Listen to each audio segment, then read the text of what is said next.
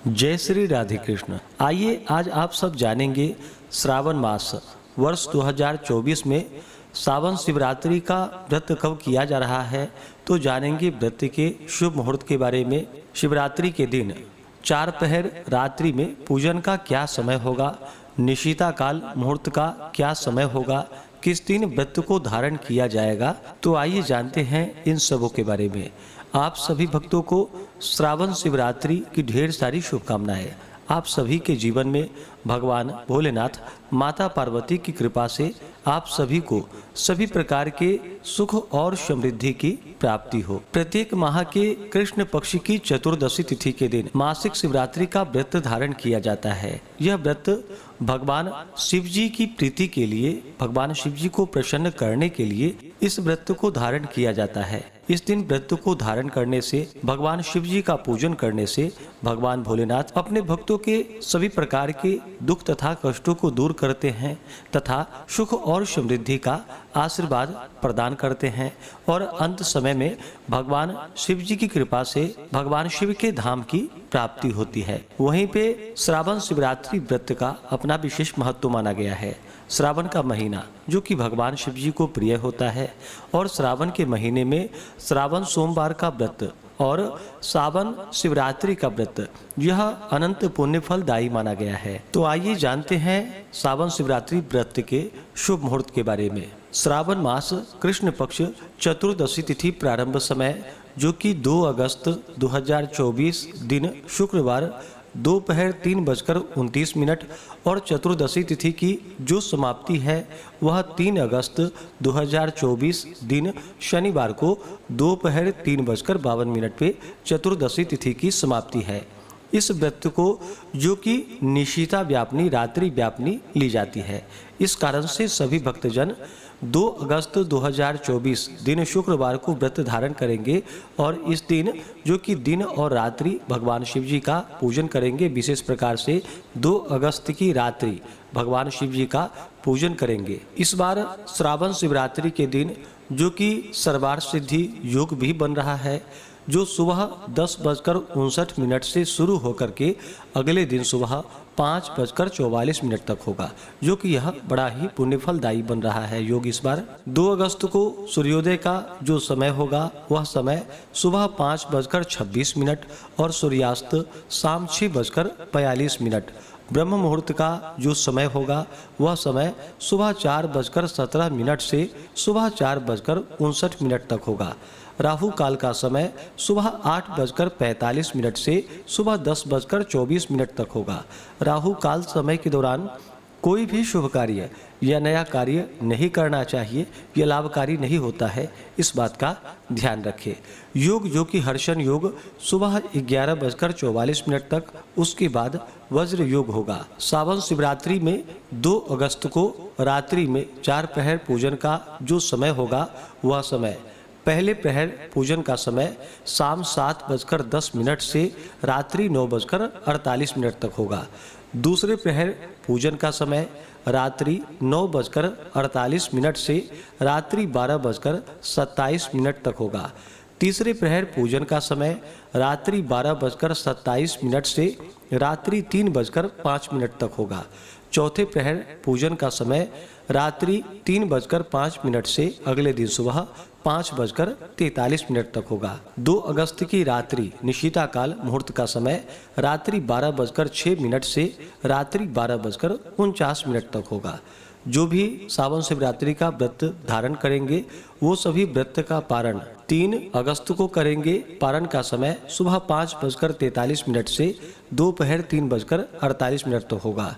व्रत का पारण जो कि चतुर्दशी तिथि समाप्त होने से पहले ही कर लेनी चाहिए। जो भी भक्तजन व्रत को धारण करने वाले हैं उन्हें चाहिए इस व्रत के लिए त्रयोदशी तिथि के दिन से ही शुद्ध और सात्विकता का पालन करना चाहिए, ब्रह्मचर्य का पालन करना चाहिए रात्रि में, और चतुर्दशी तिथि की सुबह उठ करके नित्य क्रियाओं से निवृत्त होकर के गंगा नदी में या घर के नहाने के पानी में थोड़ा सा गंगा जल मिला करके स्नान करना चाहिए। शुद्ध वस्त्र धारण करके व्रत के लिए भगवान शिव जी से प्रार्थना करनी चाहिए। व्रत का संकल्प लेना चाहिए कि हे भगवान भोलेनाथ, हे देवादिदेव महादेव, आज मैं सावन शिवरात्रि का व्रत धारण करने जा रहा हूँ। इस प्रकार से भगवान से प्रार्थना करें कि यह व्रत मेरा निर्विघ्न पूरा हो, हमें पुण्य फलों की प्राप्ति हो। और इस दिन जो कि दिन रात्रि उपवास रहते हुए व्रत को धारण करना चाहिए। जो उपवास नहीं रह पाते हैं, जिनका स्वास्थ्य सही ना हो, तो आप फलाहार ग्रहण करके व्रत को धारण करें।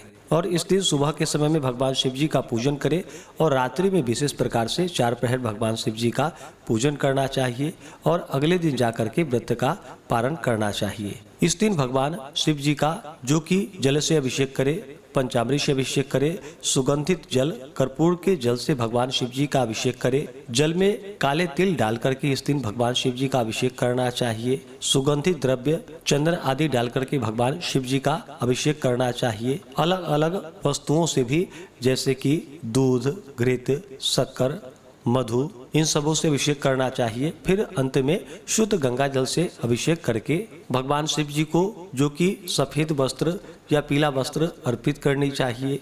उसके बाद यज्ञोपवीत अर्पित करनी चाहिए। फिर अक्षत, चंदन, पुष्पों की माला अर्पित करनी चाहिए। भस्म भगवान शिव जी को अति प्रिय होता है, तो भस्म भगवान शिव जी को चढ़ाना चाहिए। उसके बाद भांग, धतूरा, शमीपत्र, बेलपत्र भगवान शिव जी को अर्पित करें। जब भी भगवान शिव जी को बेलपत्र अर्पित करते हैं तो 3 पत्ते वाला बेलपत्र हो, उस पे राम का नाम लिख करके या नमः शिवाय लिख करके भगवान शिव जी को बेलपत्र अर्पित करनी चाहिए। भगवान शिव जी को सच्ची श्रद्धा के साथ अगर बेलपत्र अर्पित की जाए तो इससे 3 जन्मों के पापों का नाश होता है। त्रिदलम त्रिगुणाकारम त्रिनेत्रम च त्रिधायुधम त्रिजन्म पाप संहारम बिल्वपत्रम शिवार्पणम। अगर भगवान शिव जी को बेलपत्र अर्पित की जाए तो भगवान शिव अपने भक्तों के 3 जन्मों के पापों का संहार कर देते हैं। तो बेलपत्र अवश्य ही इस दिन भगवान शिव जी को अर्पित करें। इसके बाद धूप और दीप दिखाएं। अनेक प्रकार का नैवेद्य जो भी आपसे बन सके, इस मौसम में होने वाले ऋतु फल आदि का भगवान शिव जी को भोग लगाए। नैवेद्य के बाद जल से आचमनी करवाएं। मुख शुद्धि के लिए पान पत्र, सुपारी, लौंग, इलायची के साथ में अर्पित करें। द्रव्य दक्षिणा चढ़ाएं। इस दौरान पुरुषोक्त भगवान शिव के मंत्र, स्तोत्र, चालीसा आदि का पाठ या श्रवण करना चाहिए। भगवान की आरती करनी चाहिए। इस प्रकार से 4 प्रहर में पूजन करना चाहिए और उसके बाद अगले दिन जाकर के जो पारण का समय बतलाया गया है उसके अनुसार व्रत का पारण करना चाहिए। इस प्रकार व्रत को धारण करने से भगवान शिव जी अपने भक्तों के सभी प्रकार के दुख और कष्टों को दूर करते हैं तथा सुख और समृद्धि का आशीर्वाद प्रदान करते हैं। जब भी किसी प्रकार का आप व्रत धारण करते हो तो व्रत के दौरान जो कि शुद्ध और सात्विकता का पालन करना चाहिए। व्रत के दौरान किसी के ऊपर क्रोध नहीं करनी चाहिए।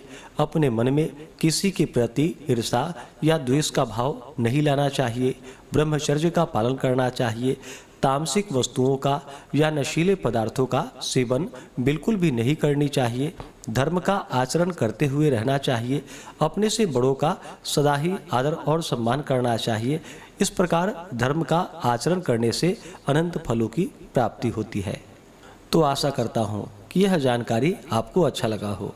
इसी प्रकार से ज्ञानवर्धक जानकारियाँ प्राप्त करते रहने के लिए, व्रत पूजा के बारे में जानने के लिए, कथा को सुनने के लिए चैनल पे अगर आप पहली बार आए हैं तो चैनल को लाल बटन दबा करके सब्सक्राइब करें। साथ में बेल आइकन घंटी को दबाएं ताकि आने वाली वीडियो का नोटिफिकेशन आपको समय से मिलता रहे। वीडियो को लाइक करें, शेयर करें। सुखी रहें और स्वस्थ रहें। जय श्री राधे कृष्ण। धन्यवाद।